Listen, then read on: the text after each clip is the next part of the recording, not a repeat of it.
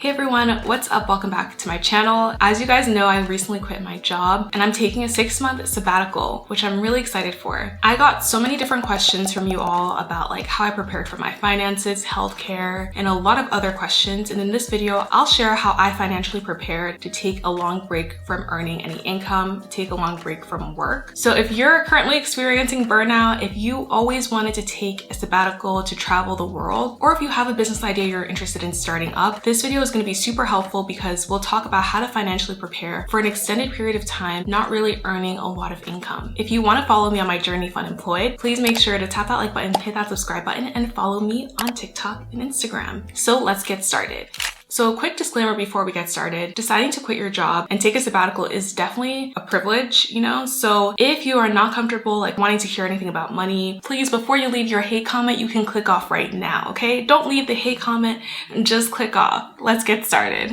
Let's start with how I financially prepared to quit my job. First thing I had to do was just assess my financial situation at the time. If you're someone who has a lot of people who are depending on you, if you have a lot of debt, this might not be the best time to quit your job because quitting your job is very expensive and it's something that's very risky, especially with this current job market. So I looked at my financial situation. It was pretty good. Have no dependents, have no debt. I'm fairly young, so I can take 6 months to a year off without any major consequences to my career. Of course, I had financial goals. I would love to retire early. You guys know I love the FIRE movement. I would also love to own a house. Those two big goals had to be delayed for me to take this time off. So think critically about if this is something that's going to work for you. And if you have any financial goals that you want to achieve, like home ownership, if you don't want to take a year off of your journey to FIRE, this would not be the right time to quit. But lucky for you, there are some alternatives. You don't have to quit your job like I did. Sometimes companies allow you to work part-time. So that could be something that you talk to your company about, maybe doing less hours of work. I know Google had an option where you could work part-time. Another thing you can take advantage of is you can take short-term disability leave if you're specifically burnt out. That's actually one of the things you can take short-term leave for. My company policy was that you could get up to 3 months paid leave and you could use that time to travel, to rest, and to really recover from whatever burnout you were dealing with.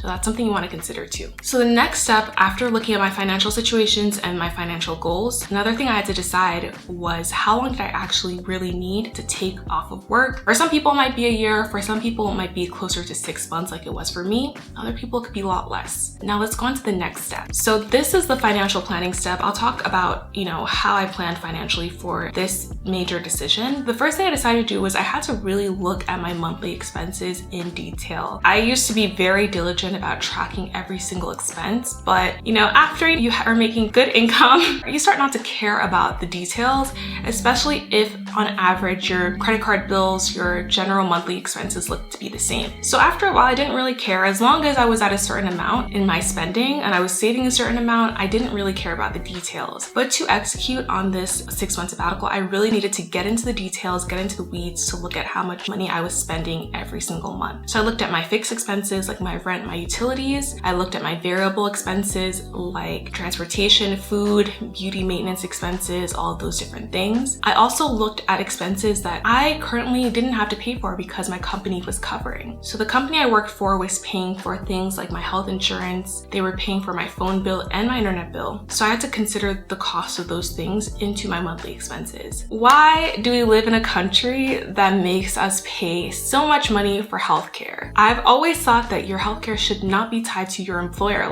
Why is it tied to your employer? It makes no sense. It should be a universal right. But we live in the US. If you live in the US like me, you know that if you're not working and you're over the age of 26, so you can't really rely on your family's health insurance, then you have to pay for health insurance out of pocket. And y'all, it is expensive. I found 2 different options for health insurance. The first thing I saw was that I could extend my current health insurance at the company I was working for. I could extend my medical insurance, my dental, my vision, and that would cost me close to $1,000 a month to extend that. As you can imagine, that's extremely expensive. It's almost the same amount of money that I'm paying for rent.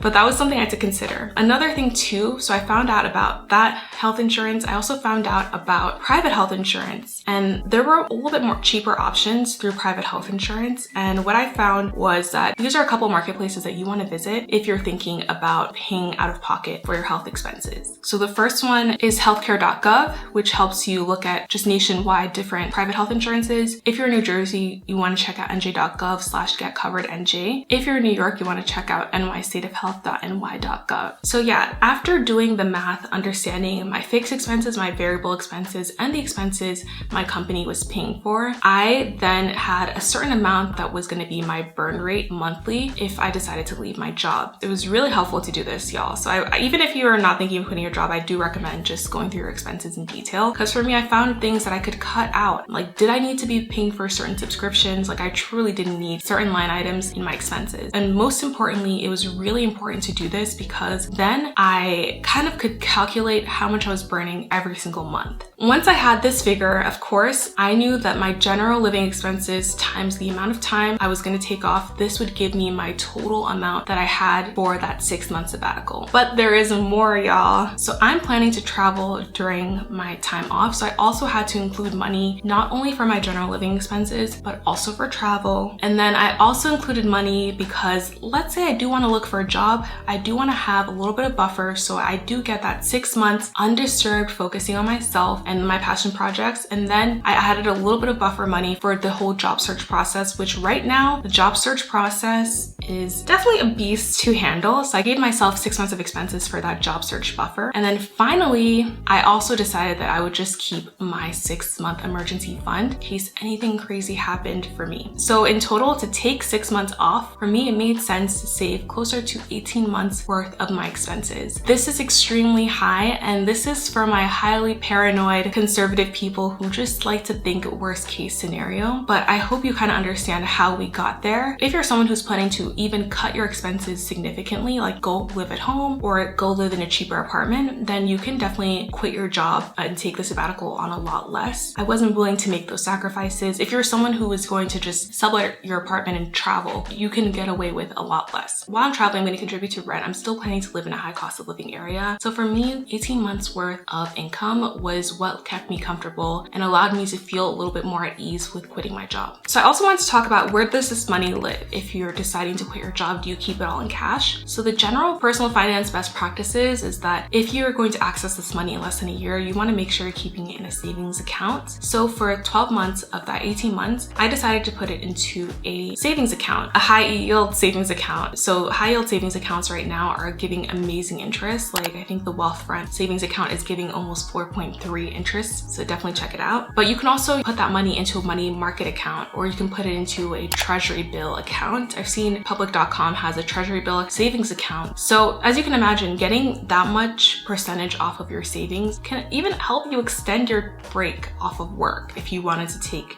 even longer time. For the other 6 months, I just decided to dump it into the market. Obviously, there are definitely safer options than that. Like, I could have bought I-bonds, I could have just gotten treasury bills. But for me, I just was like, you know what, I'm just gonna put it in the market. So I decided to put it in the market. I invested in low-cost index funds. So that's kind of how I distributed the 18 months of living expenses, 12 months in my savings account, 6 months into investments. So now that you have like your target amount you need to save, you know exactly where it's gonna live. Now let's talk about how you kind of work backwards and how you find that like amount that you need to save every single month to stay on track with your goals. So for me, once I knew I needed to save 18 months worth of spending, I was lucky that I already had a 6-month emergency fund. So it was more like a year's worth of expenses. What I decided to do was every single month, I just set money aside towards that goal. Like I mentioned before, I thought about things that I could cut to get closer to those goals. And I was very motivated to be super frugal during that time to just save towards that goal of that year worth of expenses. In also considering the timing to leave my job, there were a couple things I considered that I think you should consider too. First thing I considered was when I was getting like equity payouts and my year-end bonus, because I wanted to make sure I got those things before I left my job, because that would help me get, of course, closer to my savings goal faster. And also, I think you kind of deserve to stick it out to get those things.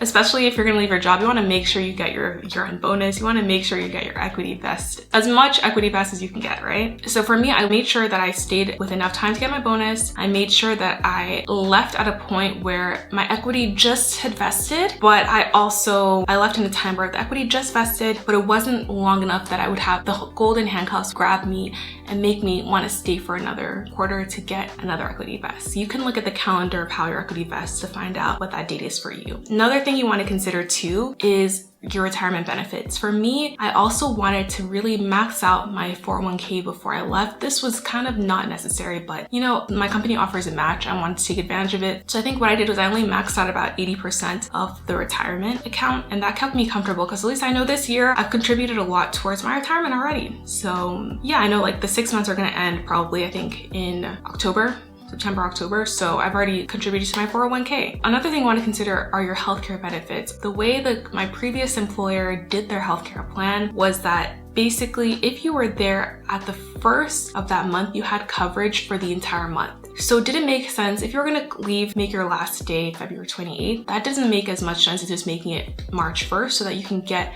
that additional month of healthcare benefits. So when you're considering your timing, you definitely want to look at your healthcare benefits to see when is the right time to leave. You want to look at your equity and bonus payouts. You also want to look at your 401k retirement contribution and try to max that to the best of your abilities when you're choosing the timing of when to leave.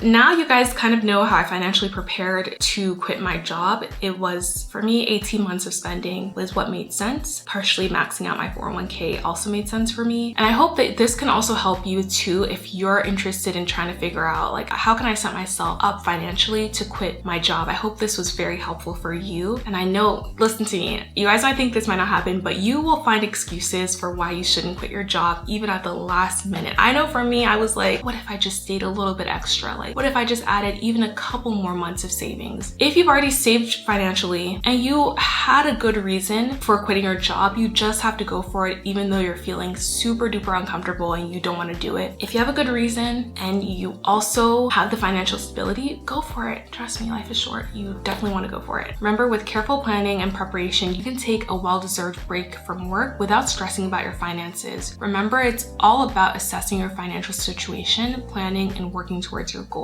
So now let's go to the next part of this video, which is more impromptu. I decided that it would be cool to kind of respond to Instagram comments. Make sure to follow me on Instagram because I got quite a few of them. So I definitely want to respond to them here. So someone asked, is there anything you would do differently to prevent burnout? So the reason I got burnt out was the combination of work and content creation and also that life situation that happened that I mentioned in my I Quit video. So those three things really contributed to me feeling like I was kind of exhausted. So for me, what I would do differently was when that life situation happened, I should have just taken a little bit of a break instead of immediately going into work, because I didn't take a break after my family member passed. I just went straight into work because I'm like, I don't even want to think about this. Probably should have taken some time to heal and to recover. That would have helped me 3 years later where we are right now. Another thing I would have done too is if you're going to be a content creator and also do a full-time job, try to outsource as much as possible because it's hard to do everything by yourself. Get an editor, maybe you can get a virtual assistant, but outsource the things you can outsource. That would be another thing I'd recommend. And the third thing I'd recommend is not to read the comments after a certain point because the haters will really mess with your mental health. Did you pay out your sign-on bonus? So the sign-on bonus I had, I'm pretty sure, since I was there for over 2 years, I didn't have to pay it back. Someone asked me, where are you thinking of traveling during your time off? So I already have plans to travel to Berlin, Amsterdam,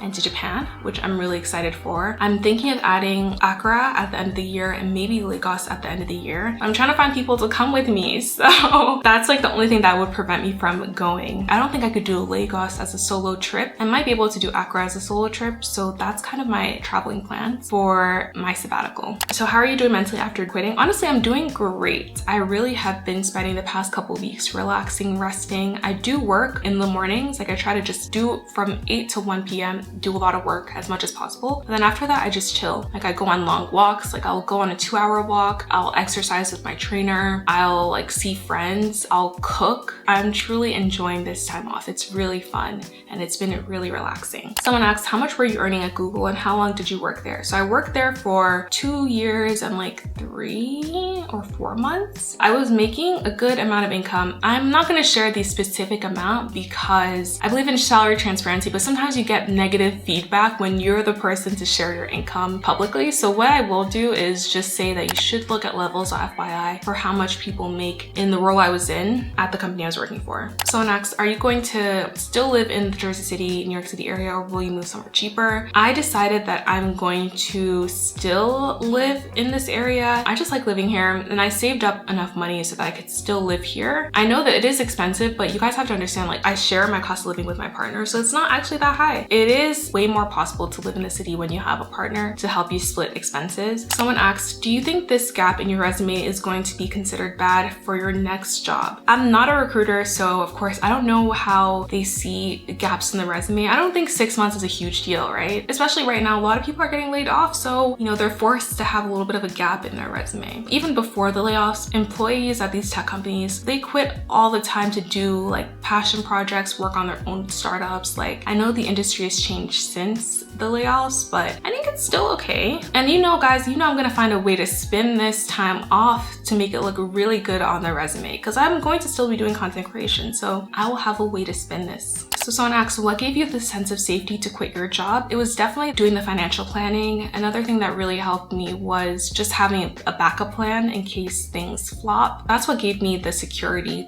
to take the time off. How was your manager's reaction? Honestly, my manager, they were all so respectful, so kind. They were like, you're gonna be fine, it's all good. They truly didn't have any negative reaction. It was just very supportive and nice. So yeah, nothing bad with my manager's reaction. Do I have any regrets so far? I have no regrets. It's actually been really amazing. I've been having an amazing time so far. Someone was asking like, what passion projects am I gonna work on? So one of the passion projects I'm working on is definitely gonna be content creation during these 6 months. I'm gonna be putting in the work, but definitely not going to be putting in 8 hours a day. I'm gonna just stick to like part-time. And then also was planning to, there are so many things I wanted to learn, honestly. I need to really like narrow down what I want to learn about during this time. I'm really curious about all these new AI tools. So I'm definitely interested in learning more about like ChatGPT, Midjourney. Also have always been interested in iOS development. So I was gonna potentially do an iOS development course. Another thing I'm kind of interested in too is just maybe going back to school and doing some of those core fundamental CS classes that I never got to take. I feel like this could be a good time to do it. But yeah, as you can see, there are so many things. 6 months, you can't do all those things, so I have to still figure it out. Someone was like, was Google overworking you? They weren't overworking me. What happened was just the combination of those 3 events that I mentioned earlier. It really depends on the organization that you work for, because some organizations do have longer hours. Some organizations have good work-life balance. Where I was, we had good work-life balance. The problem for me was the combination of all those other things too that led me to feeling like I did need a little bit more time off. Are the perks at Google worth it to work there? People really like have hated on the perks and I understand why, but I enjoyed the perks. The free food perk was nice. The 4 weeks anywhere around the world perk, I definitely took advantage of that. You guys saw my remote working in Barcelona, so I like that perk too. The health insurance was very good. I thought the perks at Google I think they're one of the best in the industry. So the perks were really nice. Someone asked, will we get more YouTube content during this period of rest from work? Yes, 100%. I will be creating content on YouTube. I like to keep myself busy. I will be taking my afternoons off, but in the morning, I'm definitely going to be putting in the work on YouTube, which is going to be a lot of fun. That's it for all of my questions and everything. Thank you guys so much for supporting me on my journey. As always, if you liked what you saw on this channel, please make sure to tap that like button and smash that subscribe button, and I'll see you guys next time.